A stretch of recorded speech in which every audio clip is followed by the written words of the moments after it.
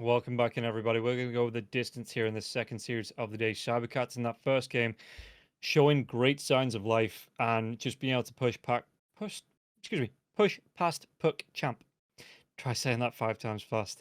Um, yeah, and just taking that series 1-0. But in the second game, PuckChamp looking amazingly in control. The Ursa pick, being able to do work. Did take a while to get up to that Battle Fury, but in the end, it looked with the rest of the team quite well. Till the end, stealing the Static Storm a few times as well. Just being able to get the control off, and Cybercats never really got themselves going. And it was just a great showing there. But you look at Malik as well, 6-4 and 17, taking control of the fights, being able to chase down heroes, and every time PuckChamp got a hero killed off, they came back and they took 3. They lost a hero, they took down the Morphlin, or the Morphlin got forced. Even that fight at the very end, close to the end with it, the Morphlin was trying to farm the top lane. And they chased him and chased him and chased him and chased him all the way back until they were at the tier 3, right at the Radiant base. And it took that long for PuckChamp to get the kill, but they did still secure it. And Cybercats, again, just in this third game, they've got to hope that they can get themselves back that momentum that they had in the first game and get themselves right back into it. As the Lena's gone, yeah, no Lena today. The Brood's gone this time as well as the tree. So what do Cybercats want to be removing? Because PuckChamp do have that first pick. Do they take out the Rubik that was so good in that last game? Well, obviously not falling for the voice line cue. Just taking the time a little bit longer to think about this one as Cybercats. What do they actually let through here? Because we've seen the Lesh look pretty good. And Death Prophet didn't look that great in the last series. Yeah, the Beastmaster, another one. So PuckChamp, what do they go for here to start with? There is, again, Rubik's there if they want to pick that one up straight away. Tree got taken away, but still 10 seconds remaining. The Lesh, the Slark is there. Snapfire now as well. Clockwork. Just be straight back for the Rubik. Does make sense. Again, one of the stronger 4s in the game at the minute. Gets a trade-off in terms of damage with the Fade Bolt, the control with the telekinesis, and then the right clicks in the lane. It is really hard to stand up against. 10 seconds remaining. How did they respond to this? 5 because the Disruptor in that last game did not work out. And again, the Disruptor, a really good hero when you're ahead, but when you're behind, it feels so bad to try and play into.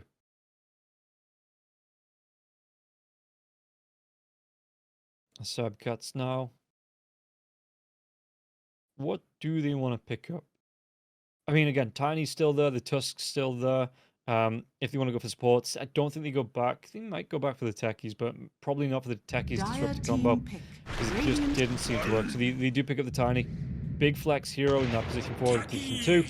Techies comes out, though. And again, in that last draft, I did talk about this combo. It is a little bit nicer as well. You get the Avatos off, and the Techies comes in with the Blast Off. By the time you've landed, that Blast Off lands, you're going to be silenced for 4 seconds. A lot of burst damage there as well onto the Techies. So the Tiny Techies combo, potentially you could throw it in the off lane. See what you get out of it. You run that Tiny full Avatos. The sack. As the Lesh comes out for PuckChamp once again. Banning out the Bat. Bat's actually had a good showing today. I'm not really a fan of the Bat at the minute. I don't think you get a lot out of it. You trade a lot of damage for the control that it offers with the lasso every 100 or so seconds. As they do take away the Ursa on the side of Cybercats. So, yeah, I'm not a big believer in the Bat, but I will admit today the Bat Riders, when they have been picked up, they've looked quite consistent. They've looked quite good. So maybe teams just getting that play around, getting the figure out here how to utilize the Bat to the best of his ability. 10 seconds remaining. Dire team ban. They're banning out the Drow again. Now, this is the question. Do you put this Tiny in the mid lane? Where it is a little bit harder to get on top of the Lesh. I mean, still, if you do get the jump, the Avatos, if you get a really good stunning onto the Lesh, where maybe you do look for something like the Clockwork to get the jump in, if this is going to be the mid lane Tiny. 10 seconds or maybe you do just combo this Tiny Techies in the off lane and just let it run rampant here as the Doom does get taken away from PuckChamp. So thinking that this isn't going to be the off lane Tiny. Faceless goes. Faceless is, again, a hero that's quite popular. It's not a first-tier pick, though. A top-tier pick, it doesn't seem like, in that carry position. But then it is being banned out a 10 lot. So seconds remaining. who am I to say what's top tier and what's not? 5 seconds remaining. Cybercats. I wouldn't mind. They've got to get something that's got a bit of jump. Pick. I suppose they have that with the... Yeah, speaking of jump. The setup here, they could actually look then. If you want to run this tiny techies in the off lane, maybe pick up the Ember Spirit in the mid lane. Up against the Lesh. We've seen a couple of Ember Spirits do quite well. Seen a couple of Ember Spirits do not so well. Up against the Lesh as well. Remaining. So it does come down to it. It seems like player skill and player matchup. 5 seconds remaining. But for now, PuckChamp with their next pick. The next 2 picks, to be honest. Going all the way through this reserve time to think about it. So what is it going to be? Radiant team pick. Okay, it's going to be the Marcy. I like the Marcy offlane. Could still be the 5, but we've seen some quite impressive Marcys coming out already in Division 2. The jump in, the amount of damage it comes out with the Unleash, especially when the Techies and the Mirana, both squishy heroes. 10 seconds remaining. You know, not really going to be putting up a lot of the fight. So if you get the Unleash off before the silence comes out from the blast off, remaining. you can just run heroes down and blow them up with just the Marcy and the right clicks. Team pick. Riki. And there it is. There's the Riki that I was forgetting about all day. So what, Marcy, Rubik... Rubik 5 then? And then the Riki 4. 10 seconds remaining. Marcy carry? Marcy offlane? 5 seconds remaining. Carry's not bad because you get a quick BKB, you go straight for the basher, and then you just get in everyone's faces and again blow them up with the sidekick damage as well. I would like to see another right-click hero coming out from the side of PuckChamp to take advantage of the sidekick. So preferably Marcy in the offlane. And then what? Something like the Weaver. The Weaver. No, because you got the blast off the silence. So would take advantage of that. And yeah, Terrorblade was another one that I was thinking of. So maybe Cybercats here with the block. I mean, they had the bans to come through, but they won that Terrorblade. Yeah, Marcy. I do expect PuckChamp to go for a. They could go back for the morph, to be honest. 10 seconds remaining. If Cybercats don't ban it out, 5 PuckChamp go seconds back remaining. for the morph. The sidekick's going to be great for the sustain, the extra damage. You get that Ags off. You steal the stats from the Terrorblade there as well. And turn the reflection against himself. So, yeah, let's see what they ban here on the side of Cybercats. It looks like it is going to be the position 1. They actually take out the Darkseer, so maybe thinking this is going to be the Marcy carry.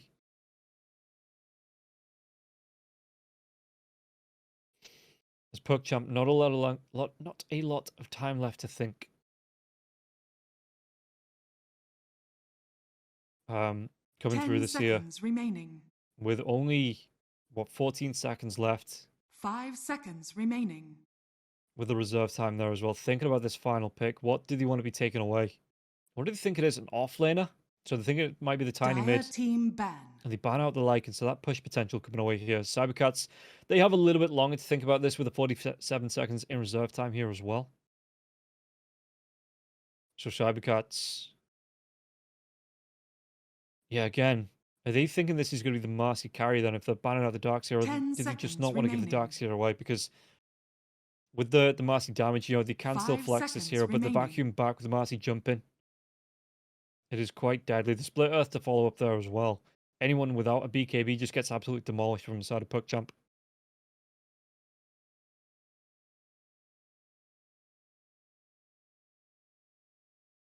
And in the lane, Terrorblade isn't the tankiest hero. The Marana's not the tankiest hero. So if you are going to run this Marcy in the safe lane and pick up an offlaner, maybe something with a bit of damage to get through these two heroes. Radiant team pick. They ban out the Enigma, though. Control coming out. Yeah, if you can stop the Terrorblade from getting the Sunder off, getting that health back.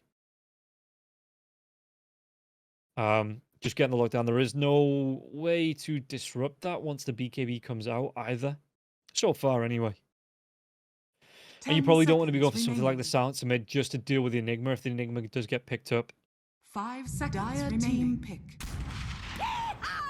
So they pick up the Snapfire.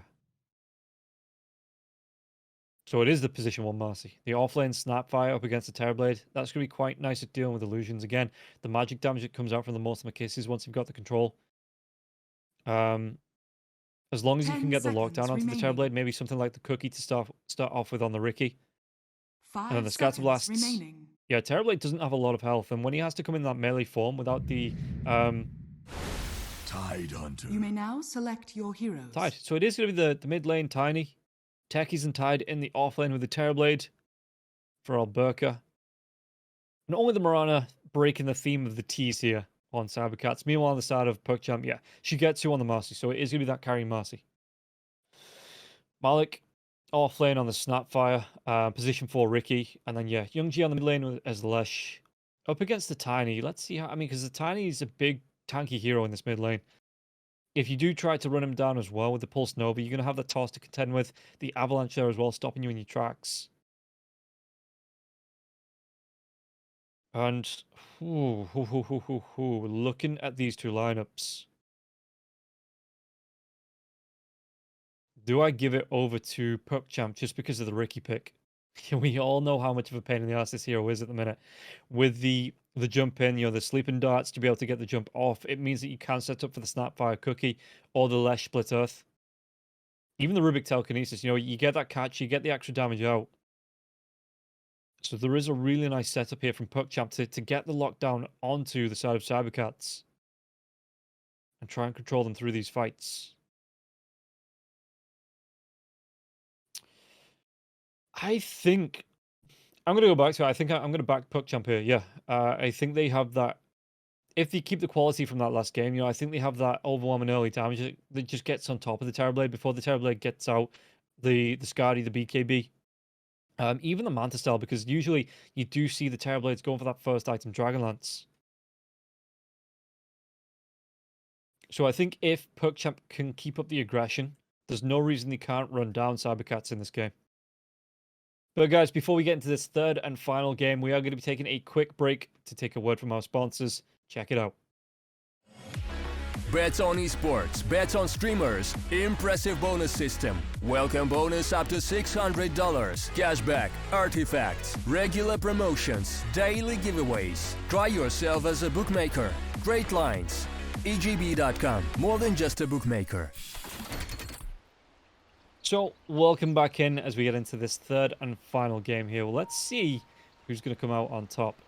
And wards on the side of the river. Which one was placed down first, actually? 542 on that, 543. So, the Observer ward for the Radiant went down just a little bit quicker. You can just see them on the map there, just above where the Lesh is. And in terms of odds, PuckChamp are rocking the favourites here from EGB. But Cybercats, they've come back once. Are they going to be able to do it again here?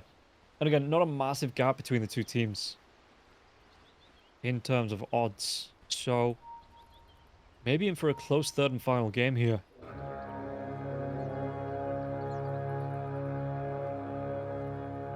The ward to spot them. 3 heroes lining up on either side. Who's going to go where?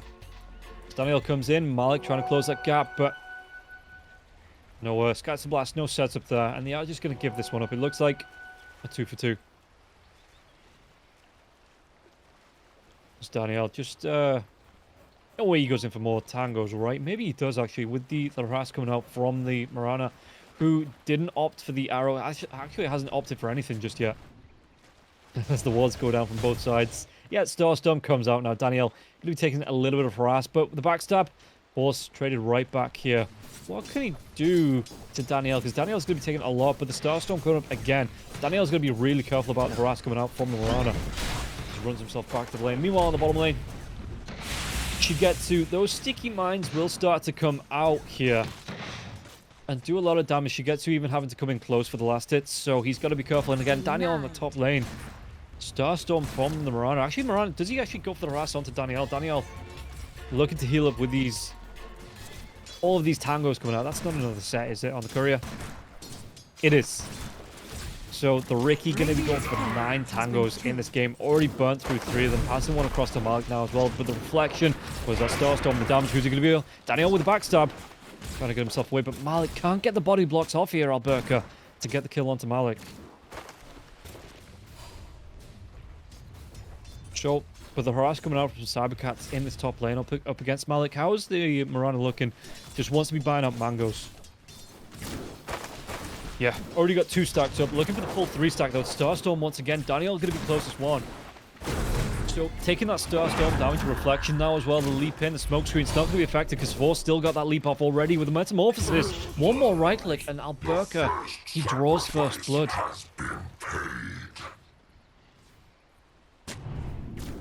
Oh, a really good pick off on it. Just keeping the constant pressure up. But meanwhile, bottom lane should get Su. Where's the next sticky bomb going to come from? Not going to be there for the next 3 seconds, and Shigetsu just looking. Does he have a style? He doesn't. Maybe on the courier? No, belt of strength, actually.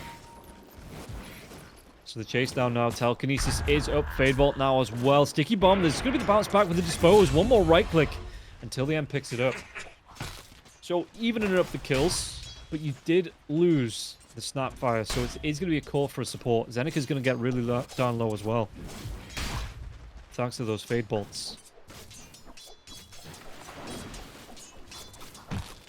Shigetsu, he wants to go straight into the power treads. Already has the belt of strength out. So that +6 strength. If he can get the dive on. I mean, Taki's not really setting on a lot of health in this lane. 680. And 6 armor for the Takis as the sticky bombs, they start to fly through till the end though. With that Fade Bolt out of mana. And JSV taking some harass, but Shigetsu just wants to focus on the farm at the minute. He wants to be getting those boots. He wants to be able to get the quick chase down. And he might not be too far off top lane. How's Alberca looking? He's already used the Matter. It's still on cooldown for the next 60 seconds. As we can see on our handy-dandy top bar there. With all those long cooldown spells that get put up there.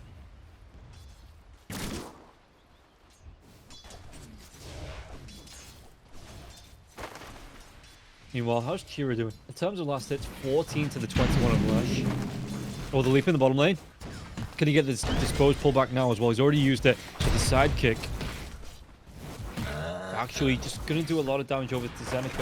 And yeah, okay. Starstorm going to fall again onto Daniel. And Daniel needs to back himself away with the reflection damage. Level 2 here. This Ricky's been absolutely punished. No wonder he started off with 9 tangos in this lane. The punish coming through from Mirana. 2 points down into the Starstorm. And 3 mangoes. Yeah, just gets another leap away. As Malik tries to get close and do the damage. But this time the Scatter Blast does come out. Connects onto Force Majeure. So Force... Did he want to make another dive in? Again, level 3. But the Metamorphosis is up. Meanwhile, on the bottom lane, some harass being traded off. But Daniel's only getting himself up back to about 3/4 health, 2/3 health here. And the harass coming out from Force Majeure. We'll be able to stack that up onto the Ricky, the Starstorm now as well. Again, onto that Ricky. With no follow-through from Alberca. Alberca doesn't want to use a Metamorphosis. The Ricky's going to get low. And Force... He might just be forcing out more utility, more regen coming out from the Ricky just to sustain in this lane. Making it harder and harder. Bottom lane. Dispose coming through. One more right click. Can Jess get himself away? He can't. Shigetsu gets the kill. But yeah. If Daniel has to invest into regen here in this lane, it's going to mean that this charge is going to be longer and longer. So Daniel just might actually commit to dying. Instead of constantly buying out regen. The camp gets blocked by Force once again. And Ricky not going to be able to get the D-ward off this time. Into this mid lane though. Or did he get it? Young G, if he comes in close. Have a toss into blast off. It could be the... Cheery walks himself up. The avalanche he connects. Where's that toss now as well? Blast off. The sticky bomb will come through. But the blast off, there was no toss. There was no time for the blast off. Yeah, Young G, you just run yourself away. Anytime the Tiny comes forward, tries to bypass the creeps into the lane, you just hightail it back. Because you know something's coming. And it's more than likely going to be Jesvi on the techies. For that 4-second silence. This time, though, the jump in the river. Jess at least still picks up the invis room, but no aggression from that, no follow-up from that, so at least Young G knows he's here. And you can see him playing right back behind that catapult creep wave. That should help. Meanwhile, on the bottom lane, Dispose comes out from the Marcy. 1-1 and 2 in a build. 1-1 and 3 in the build. Zeneca taking some right-click damage here. Telekinesis is not going to be thrown out from till the end.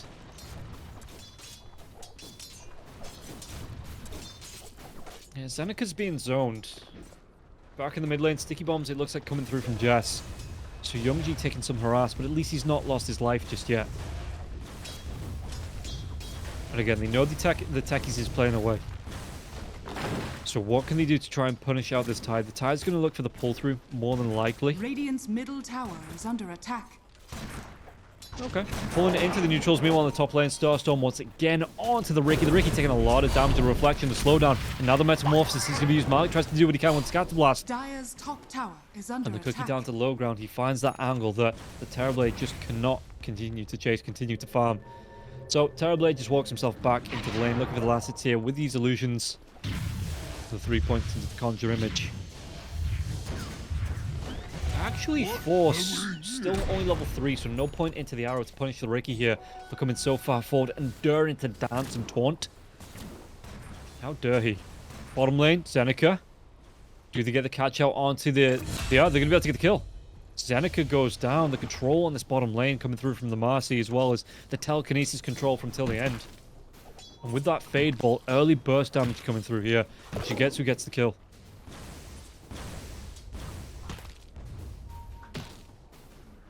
As Marcy just continues to farm. How's he looking, Shigetsu? Top of the net worth. So he's having an alright game here. And yeah, this is what he's actually going to be going towards the Battle Fury. I thought they might have gone for, instead of a farming item, get like a diffuser blade out on the Marcy and look to chase down onto the Terrorblade while the Terrorblade's looking to get up his own items, because the Terrorblade has a massive shopping list, even just straight into the Blink BKB. But that's more of an offlane build for the Marcy.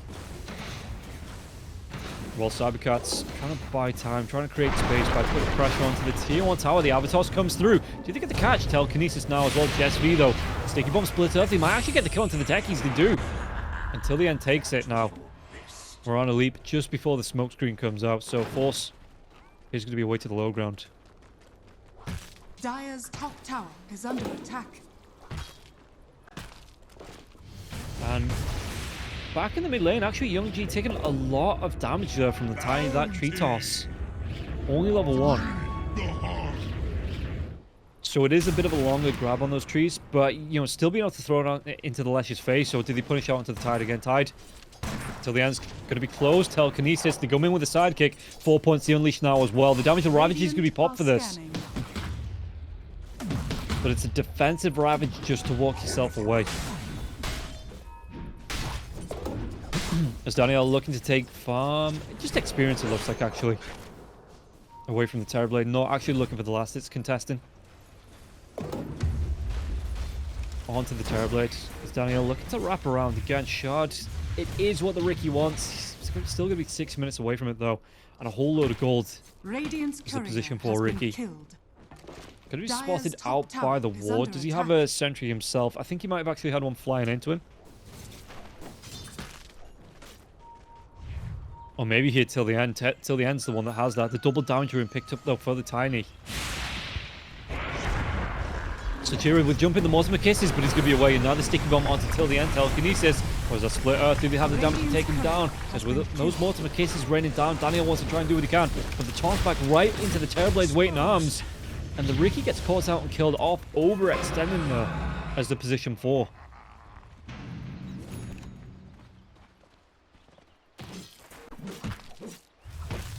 Shigetsu continues to farm. No Ravage for this.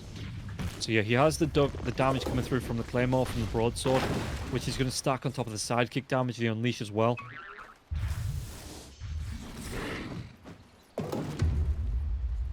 So do they want to try and make a dive happen onto the Tide again? With that Ravage being down now for the next minute or so. But Techies is rotating down. He makes a dive off the creep.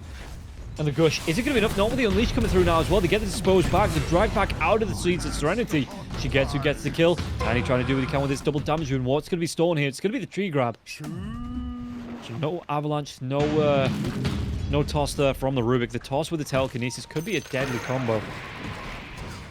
Shigetsu continues to farm. Sticky bomb comes in. Techies, okay, he gets a couple of nice kills onto the neutrals, just slowing down the Battle Fury for Shigetsu. But Shigetsu, how far away is he exactly? 850s to about 400 gold. It's going to be a quick pick. It's going to be a lot quicker than the Battle Fury for the Ursa in the last game. And odds... Yeah, look at this PuckChamp. I think the odds have gone up here for cybercats, but being brought down for PuckChamp. So PuckChamp looking for as the favorites in this map number 3. And yeah, by the time the Marcy's Curry's back alive, gets himself over to the secret shop, he's not going to be too far away from having, in fact, yeah, popping the sidekick for the extra damage. Meanwhile, though, they do get the toss onto the roof behind the tier 1 tower. Can they get the kill? It's not going to be enough. And with the double damage rune here, Shira picks up the kill. While that is going on, though, tier 1 is going to be pushed on the top lane. Does Malik have a point into the scatter blast? He doesn't. Excuse me, the little shredder. So just relying onto the diabolic edict coming through from Young G. Moonlight Shadow going to be used. Jets, what can he do here? It's Daniel. Oh, the blink comes in. The avalanche now as well as the smoke screen, though. There's going to be to try and turn this one around. The Greaves gets popped. Can they chase down here? They have the slow Jets V with the mines being dropped, though. The Cookie to get himself away from this Young G. Mortimer kisses the leap away, the slowdown onto Force. But they might just be forced to go for the tech. They will. They will get the kill onto the techie. Chiro, he's walking through himself. The Mortimer kisses. And the chase down. The piggy pole comes out. There was that split earth. It will connect. And they get the kill onto the Tiny now as well. They can go right back towards this tier 1. And yeah, Young G kills in lane. They even get the kill onto the Tide Hunter. God damn. PuckChamp at the minute just cleaning up. And that is the gold here for the Battle Fury for Marcy if he wants it. Might actually go back. Ooh, where is his courier? He's sending it over to the close. Oh, the illusion, though, it sees it. Buys out the perseverance. But the illusion doesn't take it down. And Shigetsu should get that Battle Fury out with the TP scroll now as well. So Marcy, with the Battle Fury, what's next? I imagine a blink. It's the Mirana. Cheeky with the arrow. Just taking away the big centaur there from the Marcy. Tower is under attack. Radiant structures are fortified. But yeah, till the end. He's looking to get a D-Ward off on the dire jungle. Malik. It's just a mech. I thought it was the Greaves. It is just a mech here for Snapfire. So it's not going to be the full Greaves. He does have the mana boots, just waiting on the recipe. He's only going to be about, what, 400 gold away from it. No, not even that. 40 gold away from the recipe. Radiant's bottom tower has fallen. Did he have the vision? Did he get the jump? There's going to be onto till the end, though. Just playing the early warning system there for Shigetsu. And Shigetsu able to get himself away. Did the Rubik have the haste as well? He did. So Rubik easily going to be able to scramble away from that. As Malik just continues to farm that. Should be the Greaves being completed, being flown in, yet the Buckler and the recipe. So Malik has that one. Radiant are scanning. What can they do? I mean, Young G has the mana boot, so he's just the recipe now from the Bloodstone. The prize is mine. I wonder if that's the go time. Side of PuckChamp. You'll look to get aggressive, maybe look to push down towers as the Rubik just can't connect with the avalanche onto the Mirana. The Mirana not going to be able to get that leap away. And Force lucky to get himself out because there was still the Ricky rotating in now as well. Who is that? The Shard? It is. This is it. The Ricky's online. And with the jump in, the follow-up from Shigetsu as well. Okay, he wants to go for BKB and not the blink. I suppose he doesn't need it if Daniel can dive in with the backstab on that blink strike.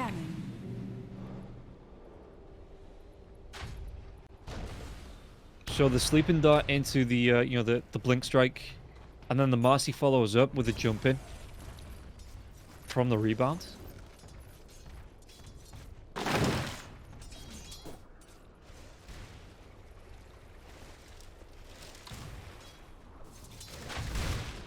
Meanwhile, Young G gets the double damage rune. I'm not actually that surprised, actually, that he doesn't give it over to Shigetsu. Because, I mean, Shigetsu's looking good already, looking for the farm. Mithril Hammer's not too far away as well. He has that slot for space if you want to go for any fights or anything. But I think he does want to complete the BKB. Okay, Shigetsu, before they do move and look for a gank.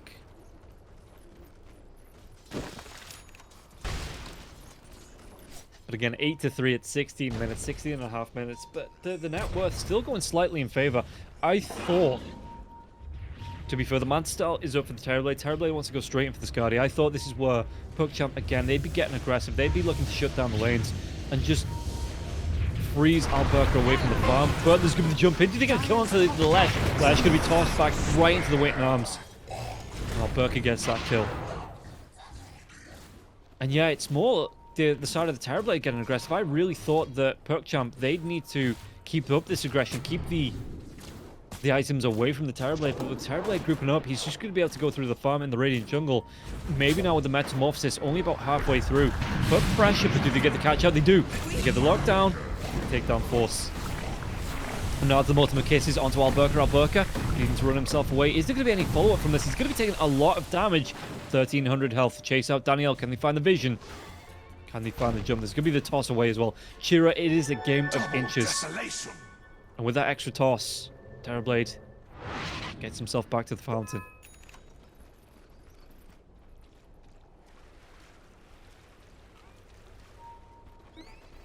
How's mid lane looking? I'm hearing proximity mines. Dire's middle tower is under attack. Tier 2 tower Dire's in the mid lane being structures are pressured. fortified. But the fortification gets used, and even with the double damage rune here from the Lesh. Or would it spawn Arcane Rune top? That's going to be a lot nicer for the Lesh if you can get over and get it. Than a double damage rune. Even if the right clicks, you know, they're going to be middle tower is under doubled up attack. for this tower. You can see that PuckChamp are being really careful about coming too far in. You know, if he wanted to come close with the Diabolic Edict, there's a blinking from Chira, a toss back, you know, a Ravage that could come through. Unless he's already been caught out once in the last couple of minutes. He doesn't want to be caught out again.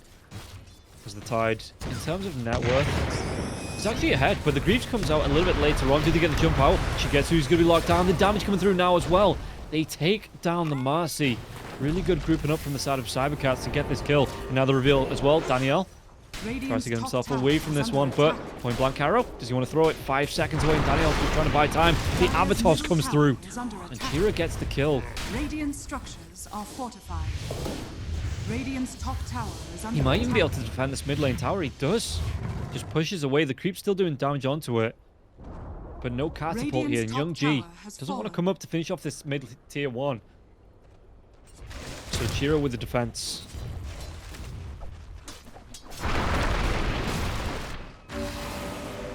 He just continues to go through, continues to build up. And this is what I was talking about. The Tinies with the blinking and the Echo Saber now. With the leap in, it sets up for the Marana's stun. With the arrow, it sets up for the Techies blast off. 4 points into that now as well for the Techies. And if they still don't die, there's a Radiant are taser. scanning.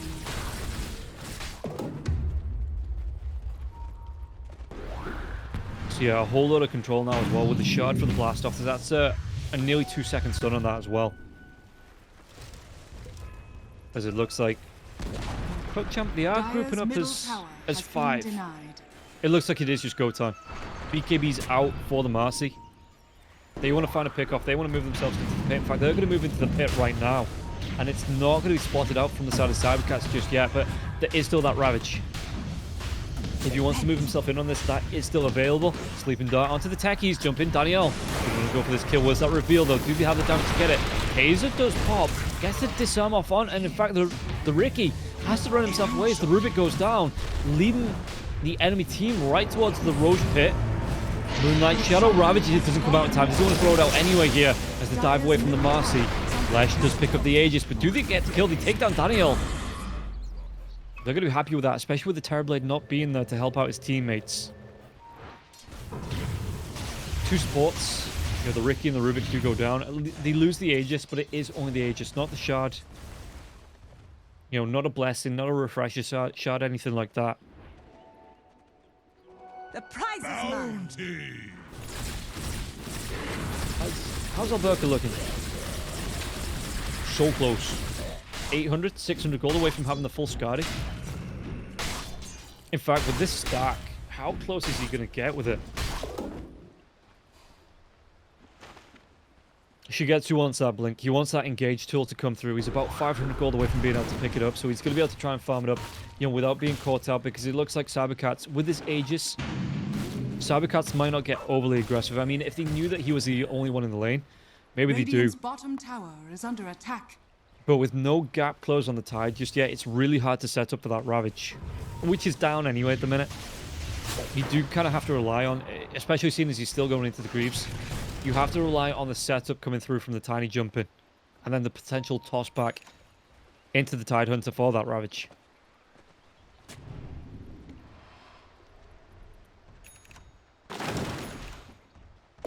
How's Chira looking? BKB, it makes sense. Sometimes we see the Tiny go for the Aghanim Scepter before the BKB. You know, like the Agh's Crystallis, so he has that tree volley, he has that extra stacking damage. But Daniel, the reveal comes in, the Avatos onto the Ricky. He's just straight up dead. Rubik tries to go. Arrow was stolen, so it turns out round with the telekinesis. But do they want to try and group up his 4 here on the side of PuckChamp? Maybe look for a smoke rotation? No. Youngji's just getting himself away here. Shigetsu continues to farm. But even with the Battle Fury, he's going to be behind the farm from the Terrorblade. Terrorblade looking really good. Has that Scotty out. Going towards a Hurricane Pike.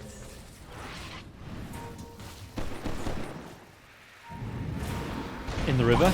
They get the lift, they get the arrow. Even with the Moonlight Shadow, they do get the kill onto the Mirana.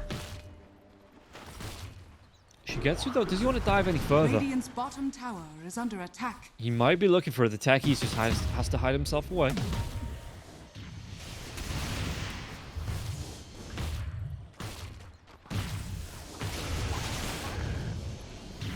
Shigetsu. Yeah, BKB, the Blink Dagger's up now. He wants to go for that Basher. I mean, the master damage, when it starts to stack up, the Battle Fury and Unleash. With the sidekick, it can be absolutely devastating. So he's not going to be worried about how the game's going just yet on the side of PuckChamp. It's only a 4k net worth difference as well. He knows if he gets a jump in, once that Basher's out, you know, with the Battle Fury with the Unleash and the sidekick, he can rip through the Terrorblade. Has to watch out for the Sunder. But that's about it. And the Basher, if he gets the lockdown with the Basher as well, in that Unleashed timing, Alberca, he's going to struggle to get that Sunder off.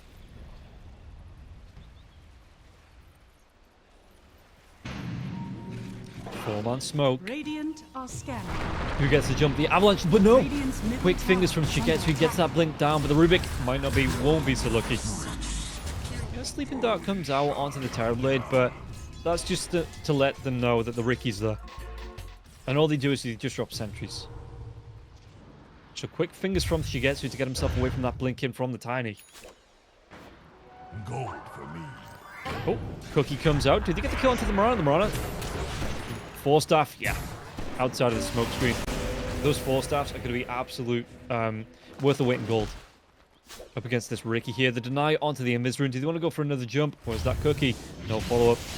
Mirana's just going to take the damage. Dire are scanning. A tide to the impurities. And Shigetsu, he's about 3k behind the Terrorblade. So, you know, he's still got some catching up to do. If they can find a fight, if they can find a kill, actually, onto the Terrorblade.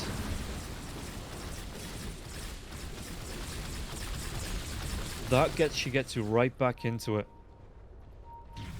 But how far away from this Basher is he? Recipe, about 300. He's not too far away, actually. 340 gold away from the Basher on Shigetsu. So once that's up, the BKB's there. I think that's the timing that the Master's going to want to look to get aggressive. But you can see that cybercats, apart from the Tide Hunter, everybody grouping up here on the bottom lane. Even the Tide Hunter TPing in.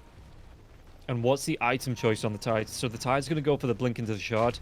Extra control to come through with those Tendrils of the Deep. And you can see that the Techies is just trying to drop proximity mines upon all the access points here. Structures are fortified.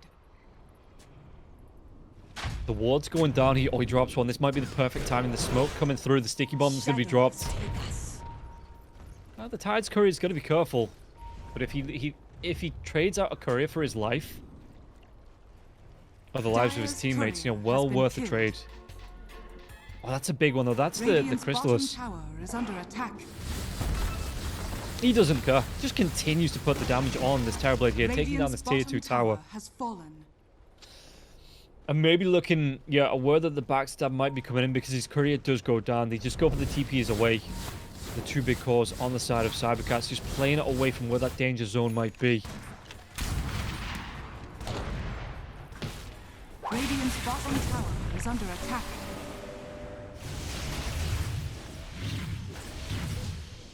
Young G. Just still looking for the farmer. Shigetsu leading the line in the mid lane. Oh, Titan Sliver's nice. Titan Sliver is nice for literally any of the cores on the side of cybercats. Did they give it over to Chira? They don't. Not for now. The Tide might actually keep it. No, he doesn't. Sends it back. Not sure who he's sending it to, but again, that Blink Dagger about 1,000 gold away, 1,100 gold away from being able to complete that. Just buy it straight out. I wonder if they want to go for a fight first. If they've got this Roche timing right as well, a minute away for the Roche respawn, at least a minute away from the Roche respawn.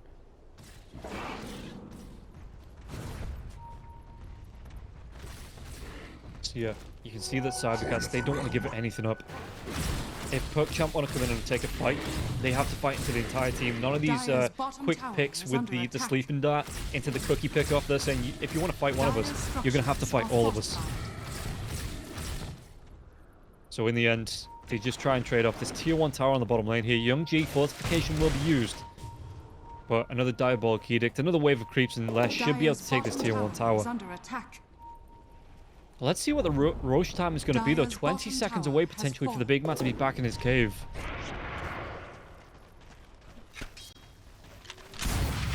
Dire's bottom tower is under Force attack. just doing some D1 here. Top tower Mine's is going under down attack. as well for Jess. So Jess, he's finding that farm. He has himself another 4 staff. Invisibility. What's it going to be? 2 minutes. So it is a little bit of a longer one. So even if PuckChamp lose a couple of heroes, they should be back in time. Even the Ricky. I mean, the Ricky's finding that some farm. Trying to go towards the Yundisk. Young G with his own BKB. 9 seconds, fresh BKB here. Still a fresh one on the Marcy as well. The Marcy's not used as just yet. Wants to go towards the Daedalus. I'm just a little bit of afraid that because they're not getting aggressive, they're just letting this Terrorblade farm up as well. The Terrorblade going towards a BKB of his own. And he's what? 400, 500 gold away from completing that.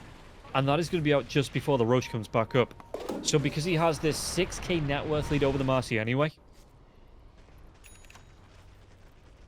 Yeah, the Titan Sliver coming out for the Terrorblade now as well. That should be his Chrysalis, the BKB. Perfect timing here for Alberca.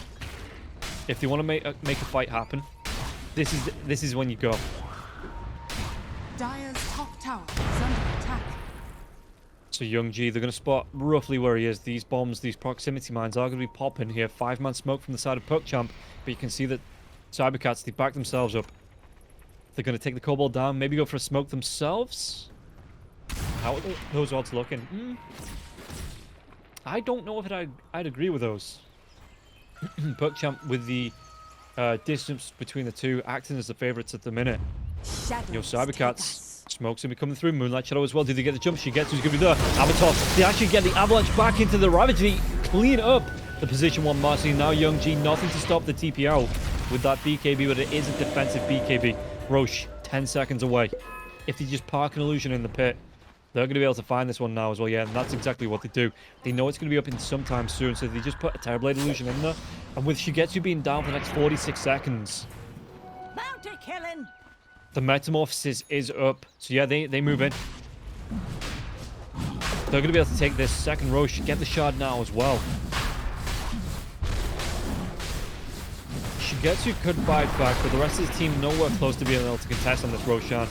Arrow flies through as well from the Marana. It just makes it a little bit easier. And again, easy Roche here for the side of cybercats. So yeah, In terms of the odds, PuckChamp might be favorites. But the way this game's going, an 8k net worth difference between the two teams, and that is just going to be between, roughly between the two cores, the two position ones. Alberca has a great lead in this game, and not going to be too far away. In fact, yeah, he swaps out the BKB for the Aegis now as well. Not too far away from being able to pick up the full Daedalus. About, what's the recipe called? 1,000 gold, so about 1,100 gold before that Daedalus comes out. If you look at the Master here now as well, the timing, it's going to be a little bit later on. Doesn't even have the Chrysalis, which he could sell the one to buy up if he wants to, which he might do. Yeah, he just uses the one charges, so he's going to be able to sell this as a side shop and buy up that Chrysalis. But he's still a ways off the power spike here of the Terrorblade. It was a good start for them though. She gets you finding some good picks with the Unleash onto the Tidehunter. The Tidehunter is a big tanky boy. In fact, the jump comes in to lock down the Force Staff. He's going to be able to get themselves out of the smoke screen now as well. The chase down with the Taser. It doesn't matter. The BKB out for Young G, and Shigetsu just gets himself away, holding that BKB for now. We do get the kill into the techies. But what can they do with this advantage? I like that the Snapfire went back for the Wraith Pack Totem, because a lot of the damage coming through from the side of cybercats, especially with this Terrorblade, it is going to be physical damage. The burst from the Tiny as well. The Tiny is actually going to go towards the AC and not the Aghanims. So he just wants to be stacking up. Oh, did they actually get the cash into Daniel? Daniel's going to try and get himself away. The Sleeping Dart comes out from Tendrils of the Deep, and Zeneca gets the kill. Yeah, Jess, he's got a little bit of revenge there, just setting up with the voice line. So he's going to be happy about that. Taking down the Ricky as he does come back alive. Cookie comes out. Did he get the jump? Avalanche, does he close the gap here for the toss? He doesn't. And now, no, she gets to. He dives himself into the Ravage once again. The damage. Look at the blow up. Alberca just rips through that Mercy and then takes down the Wraith Pact as well. Radiant's middle tower Oh, that is a under absolute cracking setup there. The toss back into the Ravage, and Shigetsu just comes way too far forwards, Radiant's loses his middle life. tower He's has dead for fallen. 60 seconds, and the Metamorphosis, it's not even halfway through. Dire's They do top need to wait for tower this is next under creep attack. wave to push in. Radiant's middle The tower is under Ultimate attack. Kiss is cleaning off that creep wave. But yeah, with a dead Mercy for the next 45 seconds, do they just try and go through? They don't go through backdoor. There's no way, even with the Chira, he doesn't even have the shard. There's no way to go through the back door, right? But the creeps on the bottom lane, pushing in. Cookie to try and clean them off with that Scatter Blast. Radiant's middle tower is under attack. It might still go down. It will still go down. The damage comes through the smoke screen. Mischance, though. Trying to do what he can. The illusion's going to be the one that gets silenced up and slowed. Alberca says, wrong one there, mate. Radiant's middle tower is fallen. So now the creeps pushing in. The drums are going to be popped. Did he take a lane of racks? Another fortification comes up, but the Force Staff to get Alberca away. Even the Sleeping Dart. The leap into the Force Staff here for the Mirana. Again, the toss to safety. So Danielle, not going to be able to close that gap. Shigetsu, they want to fight into this, but there's an Aegis still. You get the Sleeping Dart onto the Tiny. Where's the rest of the team that jump in with the Unleashed damage? Is it going to be able to kill? It looks like they might still be able to take down the Tiny. If you want to chase for more, the Cookie comes out, though, right into a proximity mine. And Jess, he's going to be hustling. Look at how fast he is at getting himself away from this. The movement speed increased from the Taser.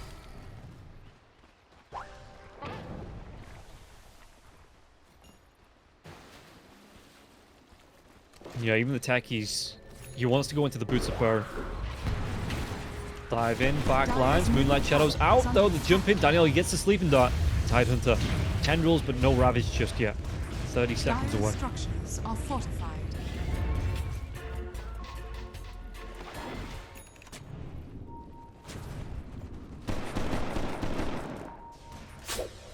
Malik, Sleeping Dart onto Terrorblade as well. Terrorblade has this Aegis for the next 30 seconds or so.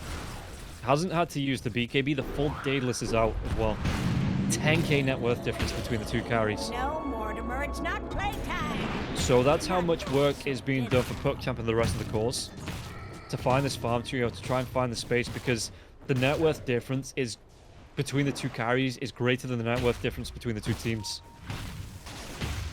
So we see another smoke potentially. Was that Moonlight Shadow? It's still going to be 50 seconds away. So they are grouping up, and it looks like it's just going to be a protective group up. Yeah, as the Aegis does get reclaimed. Dire's bottom tower is under attack. Snap illusions. Just trying to keep this lane pushed in on the bottom lane. With the double catapult wave here as well. So the catapult's onto the tier 2 on the bottom lane, but you can see that the rest of PuckChamp, it's only illusions, so the rest of PuckChamp not going to be anywhere close to try and contest onto this tier 2 tower on the bottom lane. In fact, even the Terrorblade's going to TP back. How is that looking on the win chance? 75% in favor of cybercats. Massive bounces though on the XP, I think it is. Yeah, massive just bounce up on the XP. The arrow comes out, the avatars comes through the Ravage once again. They blow up both supports. At least this time it's not Shigetsu that gets caught out in that. So, you know, silver linings and all. But a really good jump in just straight up with the avatars Ravage combo. And Ricky disappears, and not because of his ultimate.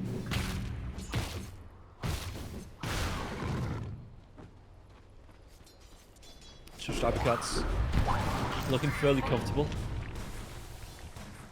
In this third and final game here in this series, a 10k net worth lead between the two teams, 11k. And they might wait out the next Roche. It looks like this is what they're doing. They're playing defensive. If they can find a pickup like that through the vision, because they have this vision on the ward, with the sentry being down as well, so it was a really cheeky jump in. But if they can find that vision, keep themselves going, keep themselves together. Shadows, take us.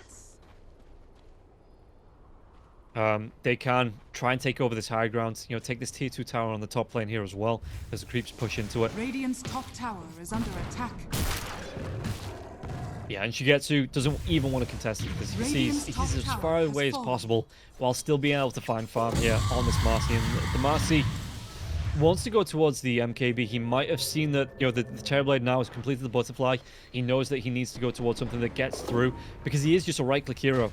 So he needs to get something that gets through the Terrorblade's mischance. Or with TB. Is there a bottle? There is. There's going to be the bottle being passed over for you from Jira. Roche, not going to be up just yet. At least 30 seconds away. But with this double damage rune here, Terrorblade, it's going to be so quick if this is a quick Roshan. With this double damage rune, I don't know how PuckChamp can test into this. The Ravage is down for the next 30 seconds or so.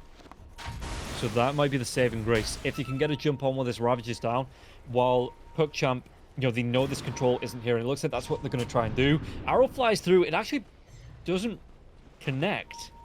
The heroes were in smoke anyway, so you would have only just seen the arrow disappearing, which it would have been a warning system here for cybercats, but you can see that Jess, he's just dropping all of these, the proximity mines going down. Again, he wants to cover any entry points coming through from the side of PuckChamp. And Roche, it is still going to be a long ways away here, just over a minute.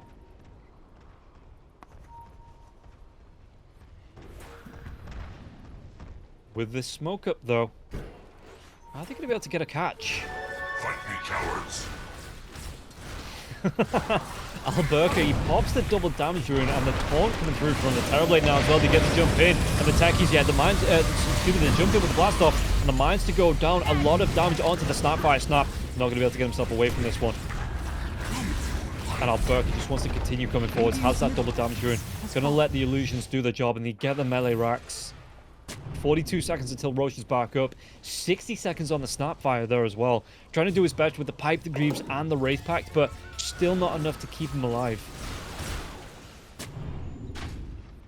The double damage rune at least will be wearing off Radiant before the TB can get into the Roche pit and the Roche comes back.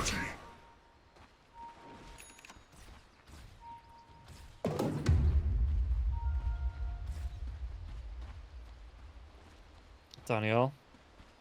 Still looking towards that Ian disc. Penta Edge Sword comes down. That's going to be for the Terrorblade, right? Maybe for the Tiny? Oh, maybe for the Tiny.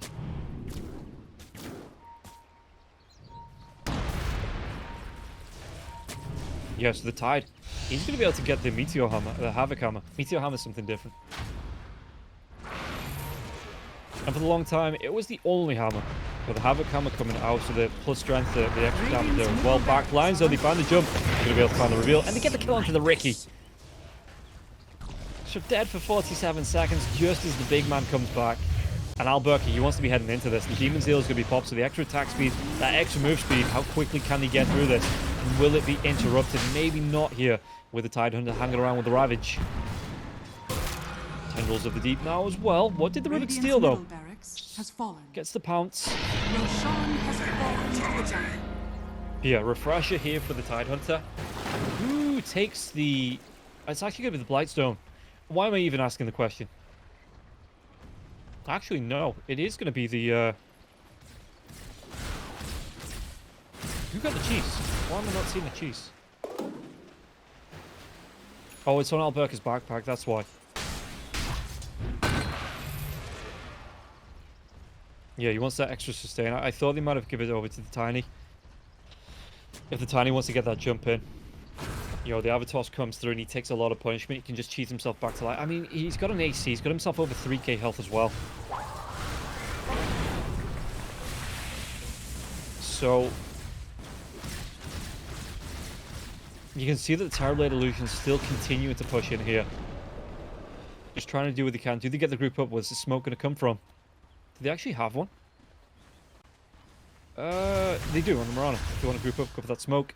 Just maybe making sure they get the D-wards out first. There's Marana going to TP away, actually. So not going for that. Nullifiers across the board, it seems. Marana, Tiny, and Terrorblade all going for the Nullifier. And Terrorblade, he can buy his out. What does he sell? Does he sell the Hurricane Pike? Wait for that Aegis to go down. And picks up the Nullifier. God, I'm surprised he doesn't just go for the Moonshard. With the 9k gold he's got in his backpack here. Yeah, Terrorblade, I'm surprised he doesn't just buy out the Moonshard. Let the Tiny go for the Nullifier. Let the Marana go for the Nullifier.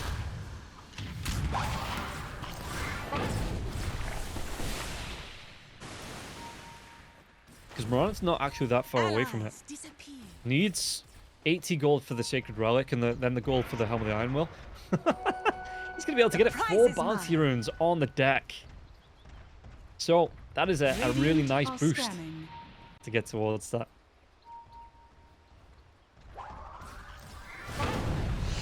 Yeah, Terrorblade has over 10k gold.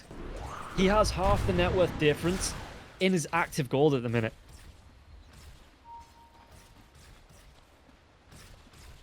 Now, the difference, it's nearly 20k difference between him and Shigetsu on the Marcy carry. And you can see that Cybercats, they don't want to overextend. They're not letting this one go. They're not giving up a silly fight here that might cost them their lives. They hang around. They let Alberca find some more farm. Who could be buying Moonshards for him and his Tiny, which I'm sure the Tiny would appreciate that. But yeah, what's actually coming in here for the Tiny? Marana, that's the Helm of the Iron Will.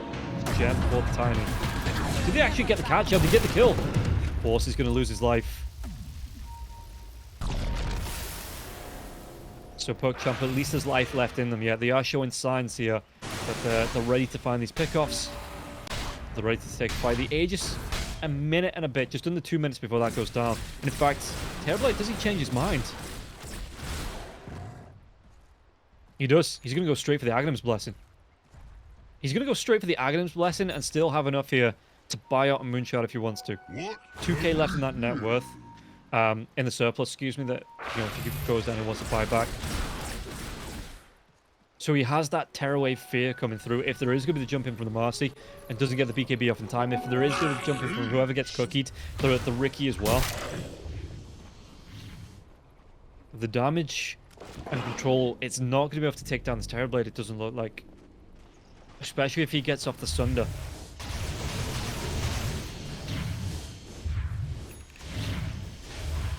And yeah, next is going to be the Swift Blink here for him, Young G. How is Young G looking?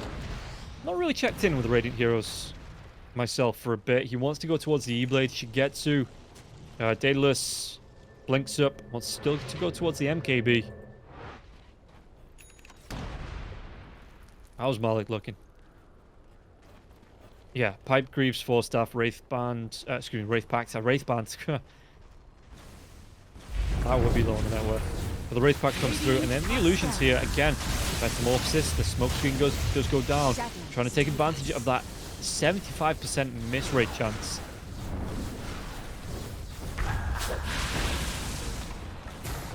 Terrorblade, 10 seconds left on this Aegis. Arrow flies through, doesn't connect to anyone. They're just trying to do the best to slowly push this lane in.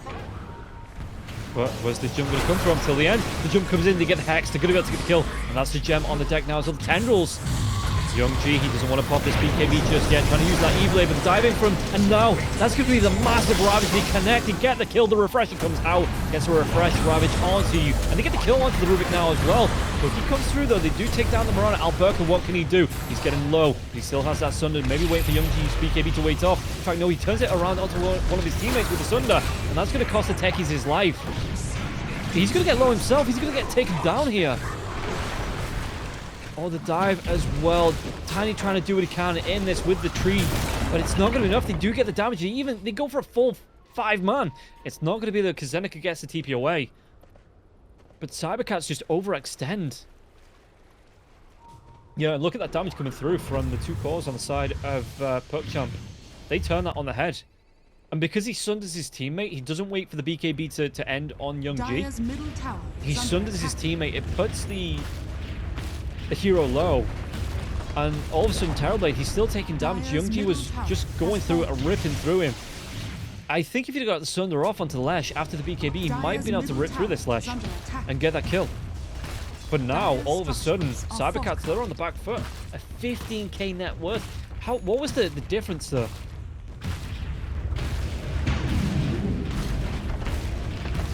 Yeah, and it just goes, it's going to climb at its lowest point. It was, what, a 20k net worth lead? It is going to recover a little bit to just over 10k. But Young G, they step up, they take a lot of racks. PuckChamp, did he even go for more? Shigetsu trying to do what he can with the spell immunity from the sidekick, but the Hex comes out. The arrow is going to be there now. It's not the Tendrils.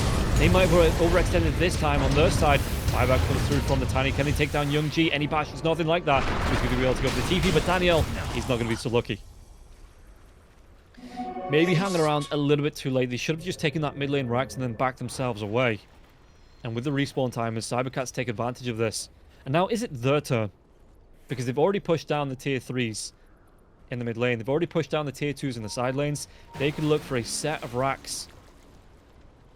And another tier 3 here. Cybercats, they have to come in with the creeps though. They might just try and force out buybacks and go for tier 4s. Or maybe they posture for the next Roche. What did Terrorblades? Nothing after the Aghanim's Blessing, the level 2 Aghanim's here. He's still got himself 10k net worth. Yeah, Ricky buys back. Did he try and force out the buyback from the Marcy now as well and then back themselves away? The tier 4 tower going to get aggressed on, but the Mantis style trying to do what he can with the sleeping dart. Tier 4 tower, telekinesis comes out onto Tiny. The Tiny's going to be careful. Split Earth now as well. The refresh comes out. What's that second? The arrow connects, but the BKB's there for the Lash. And now they're going to be able to get the chase down. They're going to be able to get the kills onto Alberca. No! The Sunder comes off into Zeneca. Zeneca is waiting out these BKBs. He's looking for the Ravage. The Ravage comes through. The Tendrils in the deep now as well. It only connects onto the Ricky. Everybody else inside the PuckChamp were away. They do still get the kill onto Daniel. And Daniel, that's going to be the dieback there from that Ricky. The arrow. Ooh, till the end, skin of his teeth. Do they have the reveal here? The cookie comes out. It keeps the Rubik alive. Tied with the double gems. But yeah, what can they do now? These ultimates are down on the side of cybercats. Unleash 20 seconds away. BKBs are down for, I think, everybody. Everybody.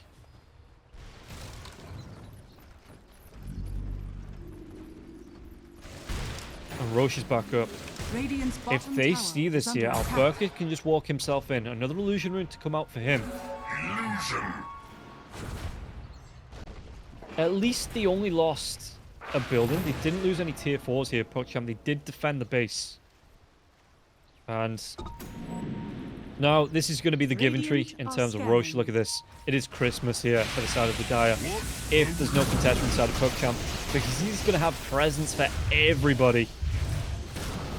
And it looks like, yeah, PuckChamp, they don't know this is happening. They can't contest. They just have to defend the base. So who takes what? Surely the Aghanim's Blessing goes the way the Tiny it does. Tide Hunter with the cheese, the Refresher Shard now as well. So look at that second Ravage, just trying to wait out. And he's going to hope to God this time he doesn't get sundered by his own teammate. It's Terrorblade with the Aegis. No boots. Got rid of his boots a long time ago. The Swift Blink in the backpack there as well. Just going to be relying on the Butterfly. And moving yourself in with the extra movement Radiant's speed top coming out from the tower Manta is style. under attack. With this third game, it is going the distance here. PuckChamp not ready to give it up. And to be fair, they've taken a couple of good fights, so they shouldn't. You know, it's not like as we saw X3 in the first series, you know, they were calling it after half an hour because they knew they couldn't win any Radiant's fights. top tower is PuckChamp under are attack. actually ripping through the side of cybercats when they find their opener. And look at the graph. Still an 82% win rate and chance of cybercats. But that's not zero there for PuckChamp either.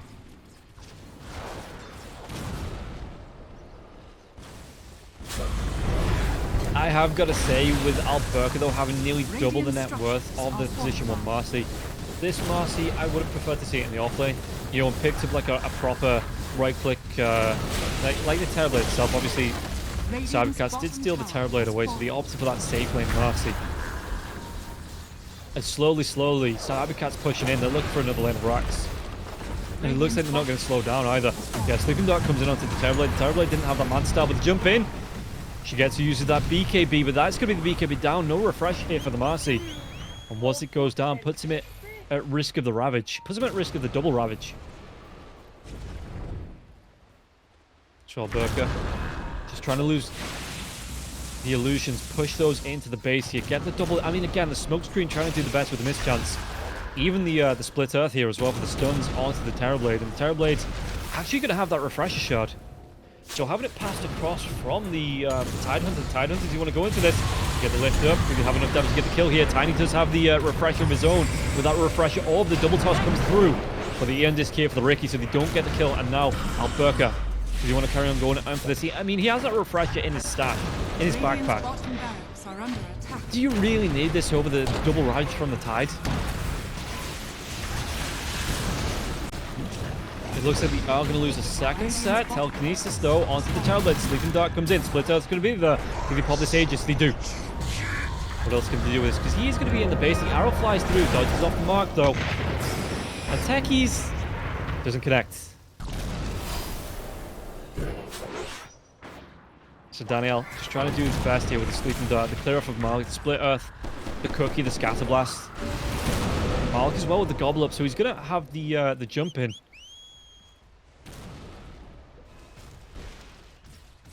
If he wants to throw the Marcy into this, and the Marcy wants to go straight towards that Abyssal Blade. The extra control coming through, the extra attack range, the damage to the main.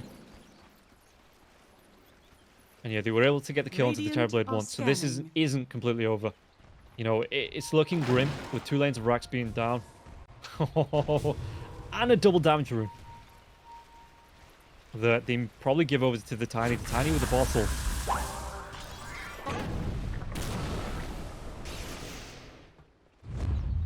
So yeah, you can see that the base defense coming out here from PuckChamp. It's holding up for now, but the smoke comes out. They want to. It's do or die time for them. It looks like, and the arrow connects onto the Rubik. He walks himself, tries to get himself around with the proximity mine. They get the blow up here with the Jess, and that unleashed, but they need to go for more.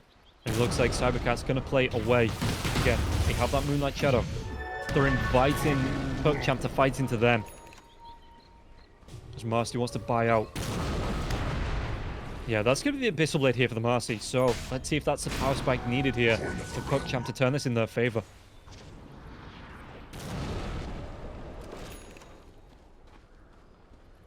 Malik trying to do his best with the Cookie. As well as that close-up gobble-up spit out here to clean up this bottom lane into the super creeps. It's going to be the double catapults though. Double super siege creeps. Marcy, even though not nowhere close to the top of the net worth, you know, look at this, the damage done here is sitting at the top of the damage done graph. So even without having the net worth of the Terrorblade, he'll still put out a lot of damage. But the Terrorblade, he's going to go to a refresher orb of its own. He's already got that Moonshard. He picked that one up. He's still rocking 6k gold as well. As a refresher orb comes out for the Terrorblade. Swifter than ever. God damn, man. Even the supports are farmed. Or maybe not the Ricky. And maybe not the Rubik. Because look at this, the techies, double the net worth of the Rubik. He's got himself the Boots of Burn, the 4-staff coming through now as well. The Shard wants to go towards that Lotus Orb. PuckChamp just doing the best to keep these lanes pushed out, keep that creep equilibrium going. It won't even ever go in their favor because of these super creeps pushing in. They can only delay the game long enough. Maybe delay the game until the tier 5 neutrals come out. Get some big items. And then look to take a fight. Yeah, Marcy wants that overwhelming blink as well. But the jump comes in though. Did he get a jump out? No. Lesh trying to get himself away. The Tendrils in the deep. They get the lockdown. They get the kill. He's going to be dead for 124 seconds now. The backline jumps out. The Avalanche now to get the kill into one. With another Tendrils coming through. Daniel can get himself away from this one. The Ricky has to get himself away. The buyback comes out from the Lesh. Comes out from the Rubik. They have the lockdown onto the Techies. And can they go for more force majeure? They're diving from Daniel. From downtown, they do get the kill. And now the lockdown onto Jira. Jira tries to get himself away from this. But he's not going to be able to. He's dead for 123 seconds. Buybacks from the Terrorblade immediately, though. He wants to get himself into this fight. 8k damage coming through from... He's just ripping through heroes, this Marcy. But they do need to be careful now. They need to keep an eye on the buybacks. They did expand too, though, with the Rubik and as well as the Lesh to get back in and get something out of that fight.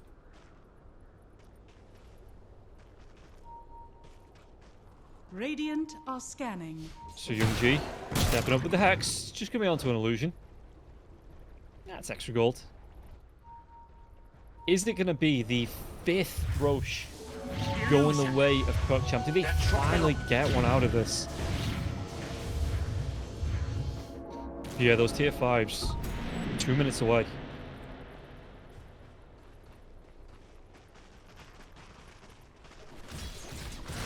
Ricky, how's that win probability looking? 77%. So it is coming down slowly. It's coming down. The XP nearly evened up between the two teams as well. I mean, I suppose that's when everyone's hitting level 30s. It's just going to be one of those games. Shigetsu wants to carry on going in. We get ourselves a pause. Okay. How is the Marcy in terms of buyback, though? Ooh. Парни, что он делает? Okay, just Discord issues. I'm assuming that's what DS stands for. It might be disconnected, and no one's disconnected. I'm assuming it's Discord. Marcy as well. Again, can buy out for the overwhelming blink if he wants to, but I think he wants to hold that buyback. Buybacks at this stage of the game, especially when the Terrorblade has bought out as well. And that's down for the next 6.5 minutes. Buybacks are so important here on the side of PuckChamp. I mean, they're important for everybody.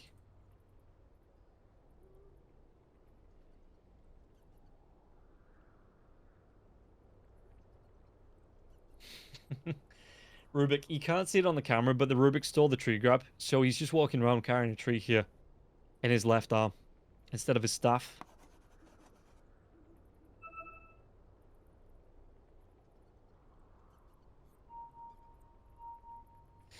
Yeah, item-wise, what's everyone looking at? Malik, he's got that blink, not really built anything much for the past 10-15 minutes or so, you know, with the pipe, the Greaves, the Wraith Pact. But he does have that blink. Chira, he has the, yeah, he has the shard. If he wants to buy it out. You know, 2k gold. He's still got that Nullifier queued up, but I don't know if that's actually what he's wanting to go towards here. Shard would just be very nice for the tiny, you know, little inexpensive item compared to what they're getting. And he keeps the tree constantly. Yeah, you can just see the Rubik there. Was walking around with a tree in hand.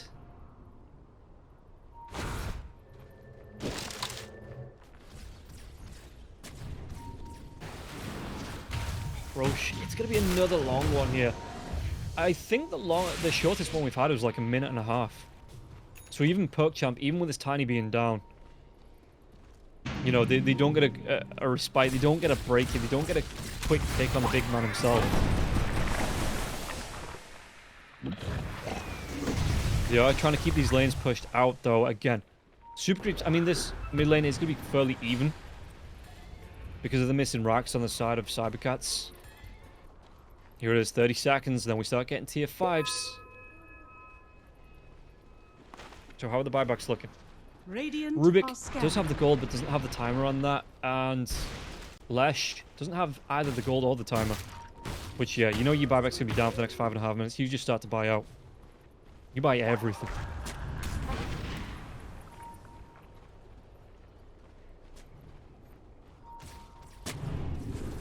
So, Lesh... How far away do you want to buy? I mean, yeah, the buyback's down, so you just buy up for this hacks if you want to.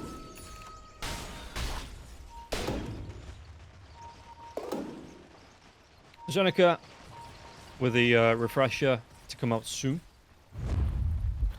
But you can see that, I mean, a game-winning fight would be just taking the buybacks away from the other side. Oh, Force Majeure breaks the smoke. Does get that leap away. Allies disappear. Roche is 20 seconds out now as well. You can see the illusions on the map from the Terrorblade. Trying to push down this mid lane tower. Trying to use these super creeps. Trying to keep this pressure on. 10 seconds. Do they go for the backstab here on the side of Cybercats? Or are they going to be caught out? Arrow flies through. Won't see the Roche. Not up for the next 4 seconds or so. Daniel, they do see Force. Telekinesis comes out. There's the sleeping dart. You want to go for the kill onto the Mirana.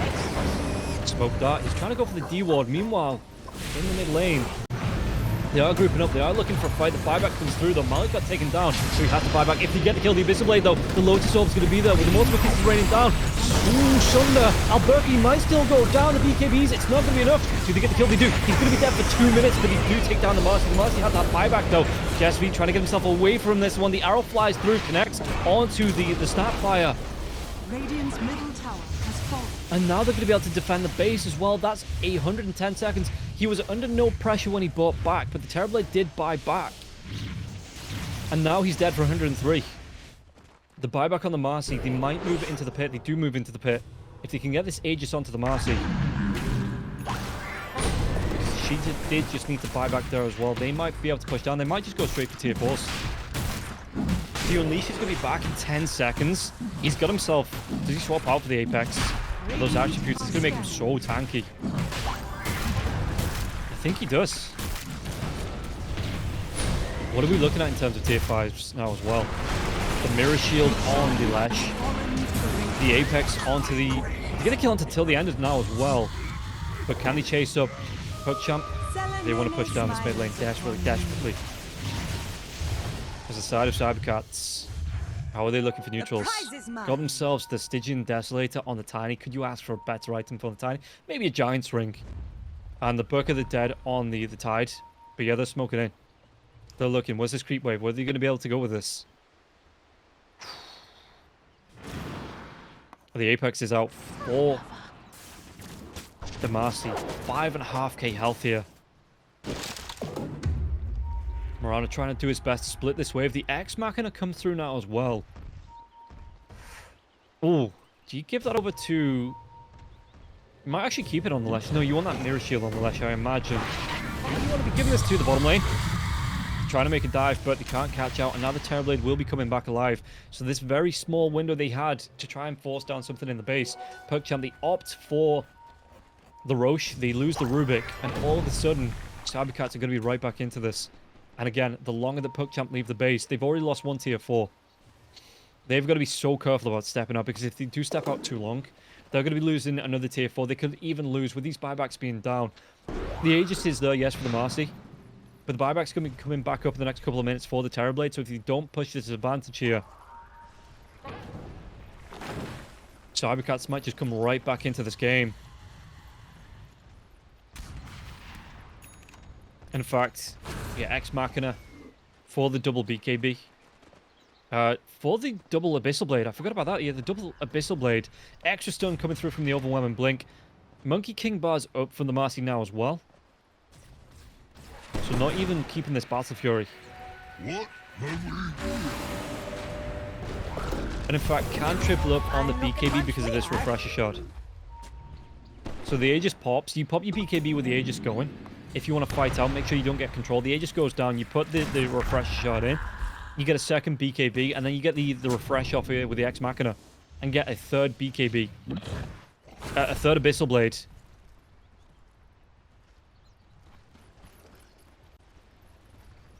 Meanwhile, what's the Terrorblade got? He's got himself a...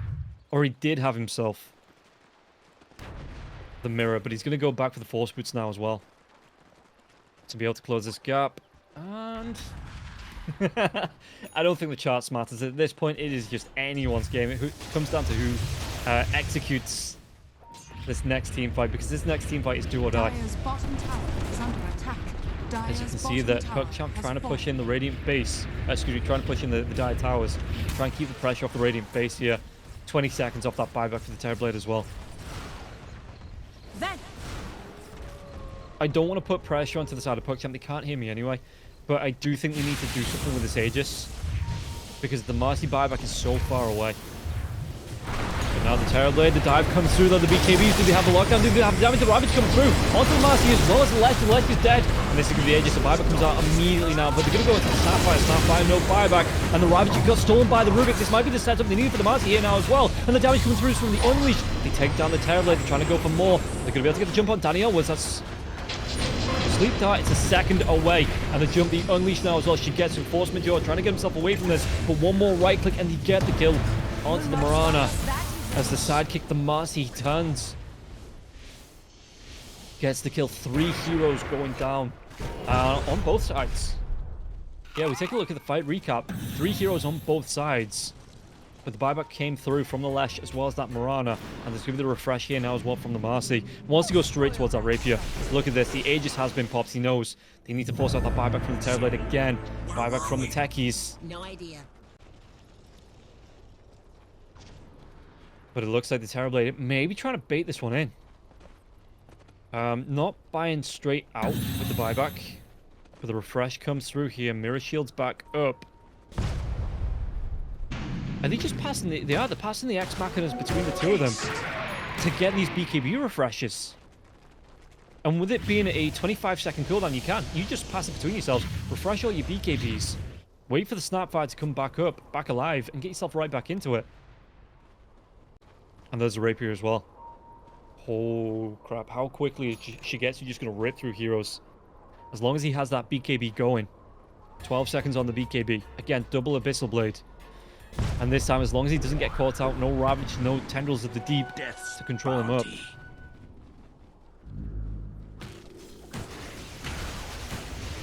Did he buy out as well? He did. He knows he doesn't have a buyback for the next 2 minutes. So he just spends all of his gold here. Oh, that Terrorblade. That's the move speed on the Terrorblade there is ridiculous.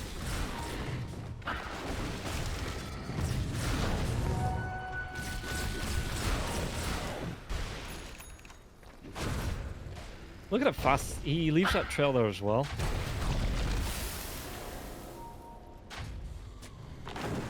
As you can see, the Techies just dropping. They want this early warning system. You know, they want these proximity mines to give an idea if PuckChamp are moving through the base.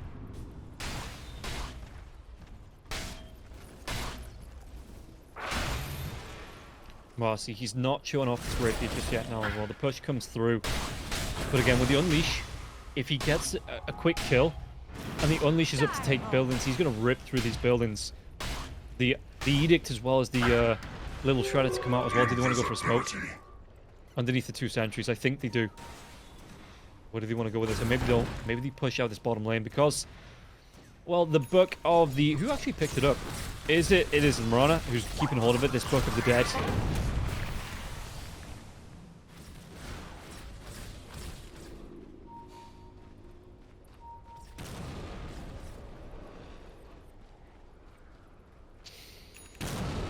We are 70 minutes in with no end in sight here in this third and final game. Both teams, they want this.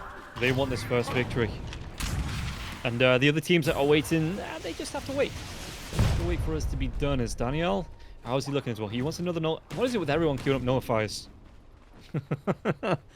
Did the Tiny eventually get his nullifier? He didn't. He actually goes for a daedalus. He's got the tree volley anyway because he has that Axe Blessing. With the Stygian Desolator, he might just be able to rip through heroes. If he does get a good quick catch out, how are those buybacks looking there as well? No Lesh buyback for the next 4 minutes. No techies back for the next 4 minutes. Daniel with the early warning system, though. The jump in. Oof, the Ricky's away. So the sentries, the observers go down here with that Moonlight Shadow. It looks like they don't want to push in. But, again, Terrorblade Illusions just coming through here in the base. Marcy still doesn't have a moon shard. And yeah, we're at the point where gold means nothing in this game now. It is down to the next couple of fights to dive in. Do they get the catch out though? Because it's just going to be the illusions with this Mortimer Kiss cookie. Youngie trying to do what he can with the Pulse Nova, with the lightning to clear out these waves.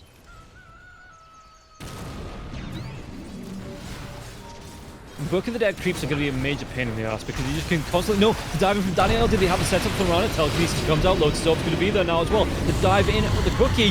Youngie, he wants to do the damage. Mirana can get himself away from this one. The Lotus, it carries on going. The BKB, where's that dive in from Youngie? Can he catch up to anyone? There's Mortimer Kisses that are going to be flowing.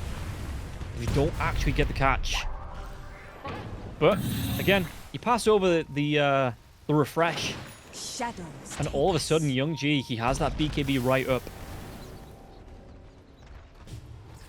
With the refresher being down, but cybercats, they want to go for this dive in. Did Marcy use his BKB? He didn't. And they might get the catch out. The Hex comes through. He has that BKB if he wants to pop it now. Once that Hex wears off, he might just give the kill up onto the Ricky Daniel. He even has the E on this, so he's going to be able to get the dive away. He does. He can't catch anybody with Rubik. A couple of mines being down, a couple of proximity mines being down. Radiant's Has top the save tower with the is under telekinesis attack. as well. And yeah, you can just see Malik, he's just gobbling up with his own Book of Shadows. 71 minutes in. Both teams still going strong. Roche. This is going to be, what, the 6th Roche? Radiant's top tower is Yeah, under it's going to be the attack. 6th Roche.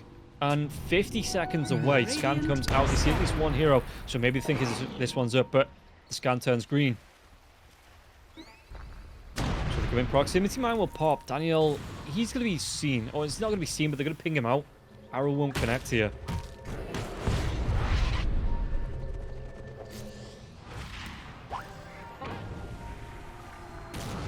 And Malik, he's just trying to use these Book of Shadows, pull the waves away, you know, try and then take the aggro away from himself, become untargetable. The Dispel might be nice, though.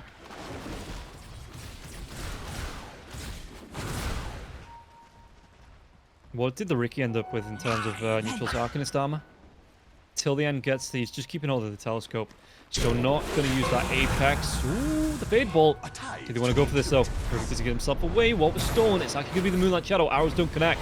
There is going to be that sentry, though, just out of range of it now. Where's that second plant? Do they get it down the cookie? They just get bounced out of danger. The illusion. Techies wants to come in. Techies has the deck. Techies, he might have jumped a little bit too far here. With that Lotus Orb, the Mortimer Kisses are still going to rain down. They get the kill onto the Techies. Techies has gone down. Shigetsu, you want to go for the dive, but nowhere to jump into. So just using that sidekick. In fact, no, the Lotus, it does put the Ricky to sleep, but the dive through, the Dispel now as well. They get the Telekinesis out. Mirana's going to be caught out. Can he get himself away with the Force Staff? The Ghost Blades, trying to do any kind of Forceman Joy, trying to get that dive away, but he's going to be silenced up. Alberca at least will be close to be able to get the Protect off, and Roshan is back up.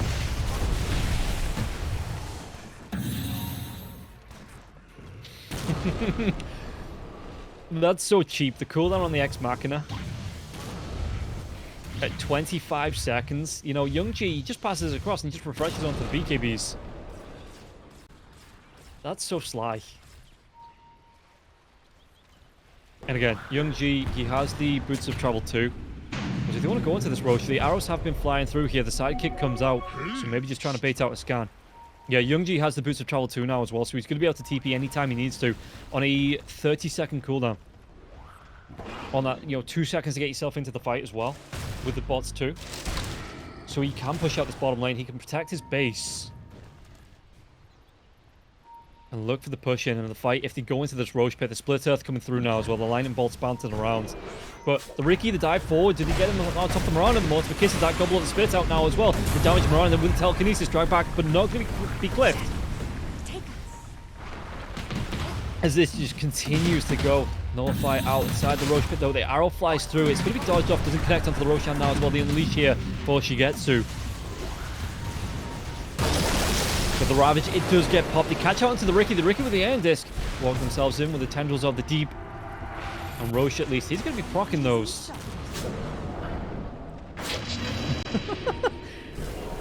Was that? No, it was just a bounce back there on the Lotus Orb. Never mind. The Sleeping Dart doesn't actually connect. Roche is getting pretty darn low. He's going to be able to pick up this next few items. Just leaving them here. Even the cheese. The Sleeping Dart comes out. The Hex onto the Marana of the Tree Volley. It does keep the damage away from both. I mean, look at the protection that both teams have got. The Area of Denial spells or the Area of Denial effects coming out from both teams. Even when that Sleeping Dart lands, you know, you've got cybercats, you just throw the Tree Volley comes out, or the Ravage comes out, or the Techies jumps in, or drops proximity mines. And everybody's gonna have buybacks. Techies just looking for the gold for it. He's gonna be able to get it from this camp or close enough. Aegis on the Marcy.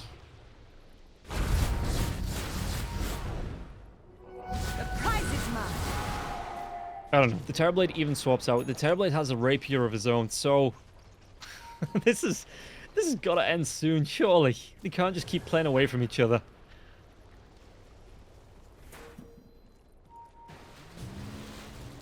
Bottom lane, Terrorblade Illusions looking to get the push, and there is no Battle Fury here anymore, but Shigetsu with the sidekick just going to be able to clean through these. Yeah, the Marcy even has that.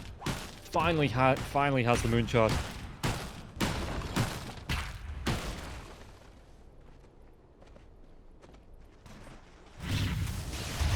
Course, just keeps using the Lotus Orb here anytime that Sleeping Dart, and the Sleeping Dart target does seem to be the Marana more often than not.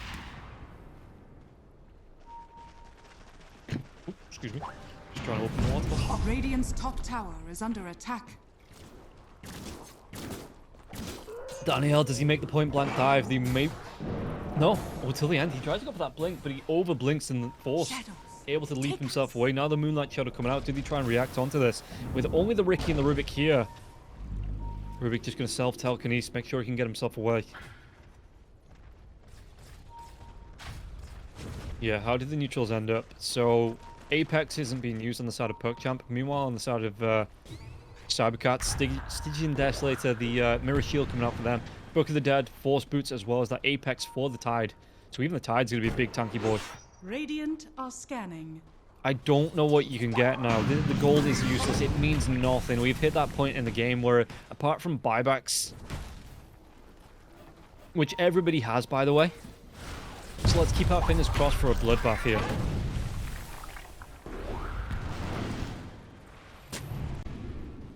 Techies games weren't meant to go this long anymore. They were meant to be over by like the 30-40 minute mark. I'm getting a little bit hangry, and I might start taking it out on both teams. The diving, the Marcy. Does he get the catch? No, the Hex comes out here now as well. Terrorblade tries to get himself in with a Wave of Terror.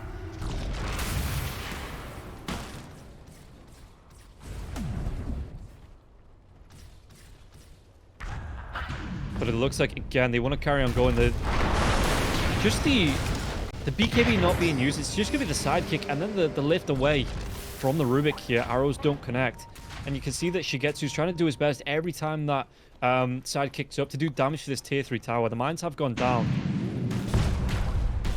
Shigetsu looking to clear off these creeps.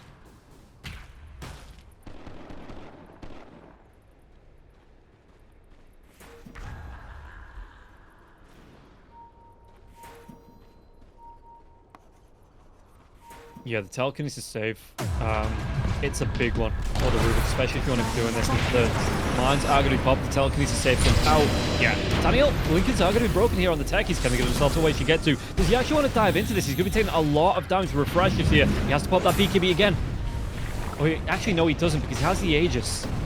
And he's going to be saved as well. Look at the Morty cases. That is just a machine gun Morty coming out from the Snapfire.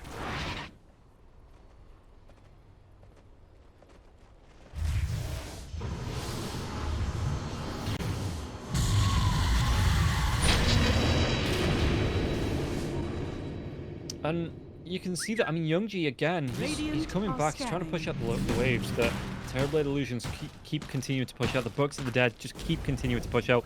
This, I mean, we got rid of Necrobook for a reason, right? And then they just amped it up, put it back into the game, and like, job's done. So the Book of the Dead just continues to push out. The illusions from the Terrorblade just continue to push out the mid lane.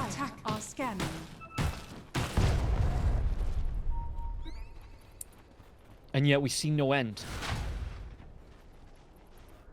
Actually, is it still the Mirana holding the... Yeah, holding the Book of the Dead? What do? Well, build Boots of Travel here, because he's only got brown boots on the Mirana. So, build Boots of Travel and just go for a backdoor onto the tier 4s. Cookie comes through, though, again, trying to clear up these creep waves, put pressure onto the racks in this bottom lane. Keep this pushed in, and they are pinging out. No, the TPs are going to be coming back. So, yeah, you can see that they want to protect this top tier 1. They need to. Tillian loses his courier. What was on that? Wards and a smoke. No big deal. As Young G just continues to push in. The E-Blade in his backpack as well after the refresher to come through. So he's going to be able to drop that nihilism. Double Split Earth. And just refresh the Bloodstone there as well for extra survivability. But at some point, one team has got to take this fight. Everybody saving the buybacks. Daniel trying to take away this outpost now as well. So, should PuckChamp just wait for the next rush? Is that the plan? Are they just waiting for this next rush? It's going to be at least a minute and a half away from the 7th Roshan of the game. As the lanes continue to push in here, Alberca trying to do what he can again with the illusions, the rapier coming through now as well, the Book of the Deads. So, PuckChamp, they do need to come back. Micro, lads. Micro. Looking to push in, get the backdoor protection off from this tier 3 tower and take down Mega Creeps. But Young G trying to do what he can with the Split Earth. Again, the nihilism coming through. And just separated. Meanwhile, the mid lane being cleaned up by the Goblet Spit out here of Malik. Meanwhile, she gets to...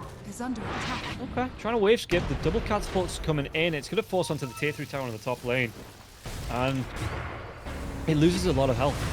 So he says, okay, you want to backdoor me with your Book of the Dead? I'm going to backdoor you just with the creeps.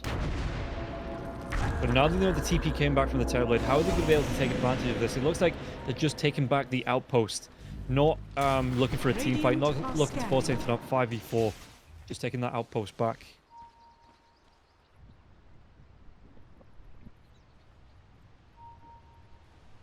Alberca. Yeah, gold is useless. He's got 23k net worth. And he's just... what do you spend it on? Do you buy your teammates moon shards? I mean, sure. Tiny's not got one, so you can buy that out for him. Your actual buyout, how much surplus do you have? You have 17,000 surplus. So you could buy 3 moon shards there. You could buy 4 moon shards there. You could buy your entire team moon shards and still have buyback available.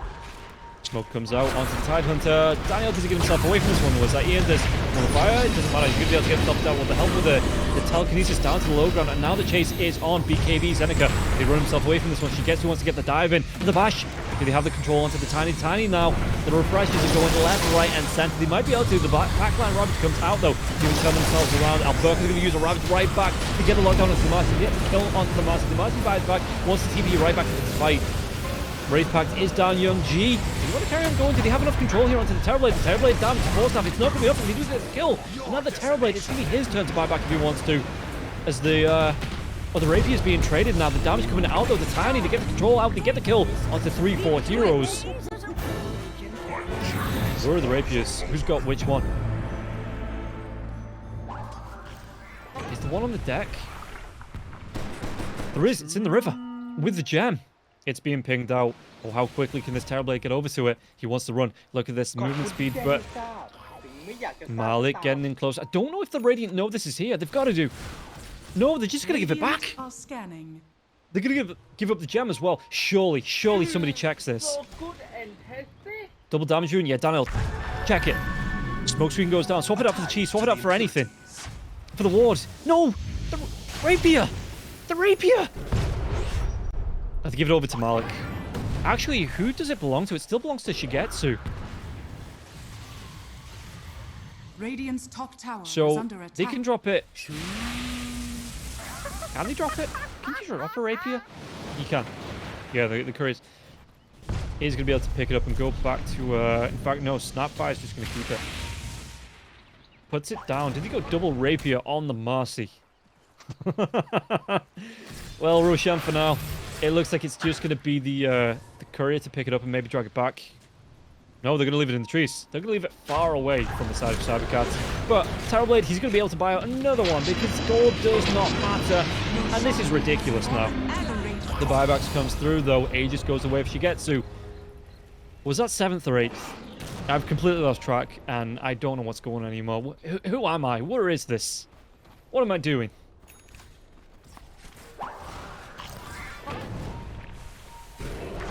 Bottom lane, once again, Young G has to move himself down to help out his team, make sure this bottom lane isn't pushed in.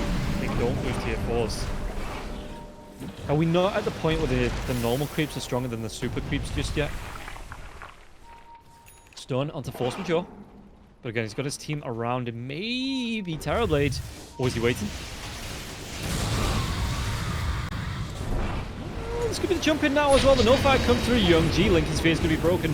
Tries to go in with the Nihilism. Can he get himself away the rest of his team? Young G does survive here. He did use the BKB though. They might be able to get the jump onto the Tidehunter. Tidehunter, that's actually going to be the tendrils being stolen here. And the jump out Tide. Can he get himself away from this one? The damage, it's going to be way too much. Tiny's going to be dead, no buyback, 115 seconds, surely, the catch out now onto the techies. The techies, he's going to go down, he has a buyback. Radiant's courier has been killed. But surely with 3 heroes dead, they can push, they can even out the lanes. No, they can't, because there's still a Book of the Dead, there's still illusions from the Terrorblade coming through, and they're still pushing down this mid lane. Why did they kill us? Yeah, that's our job. Dire's courier has been killed. And, close to an hour and a half on the game clock. At least with a little shredder coming through here from the Snapfire, you know, level 30s are being hit. The dive comes through from Shigetsu. They're just going to go straight for tier 4s. They have this Aegis. Is it going to be a base race? With Mirana coming through here.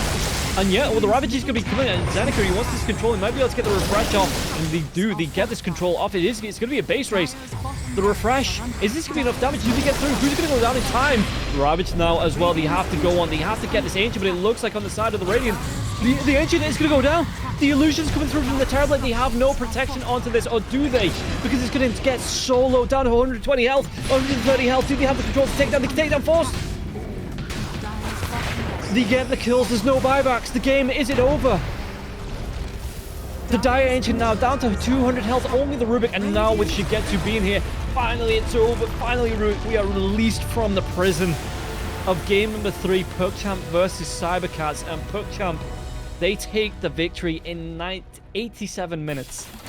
I don't care about the net worth. The net worth is completely useless here because that game just went on and on and on and on. And both teams, don't get me wrong, there was some great defensive Dota being shown, you know, backing themselves away when they knew that the buybacks were being done. They were playing defensively, playing away from the kills, you know, but that one last good catch from the PuckChamp onto the Tiny, onto that Tidehunter on the bottom part of the map, when the Lesh was looking like he was going to go down, and they were just able to turn that on the heads, and the base race even coming through, the TP's back to defend that. That was clutch stuff coming out from both sides, and cybercats were literally 100 damage away from taking the base down first. And all of a sudden, you know, the TPs come back. They just leave the Rubik. They just leave the Marcy and the Dire base. The rest of them get themselves back into the base. They defend it. They stop the illusions. They stop the Terrorblade from right-click. And one more right-click from that Terrorblade. And that's game over in favor of cybercats. So both teams, with this third and final game, they should be proud of what they put out. But it was just that somebody had to win it. And after 87 minutes, PuckChamp, they do take the victory. And take nothing away from cybercats, because cybercats put up a really amazing fight in that. But in the end, Shigetsu, talking 20, 30, 40 minutes, you know, I think at one point the Terrorblade was double his net worth. And in the end, that does not matter the game. They're able to delay long enough.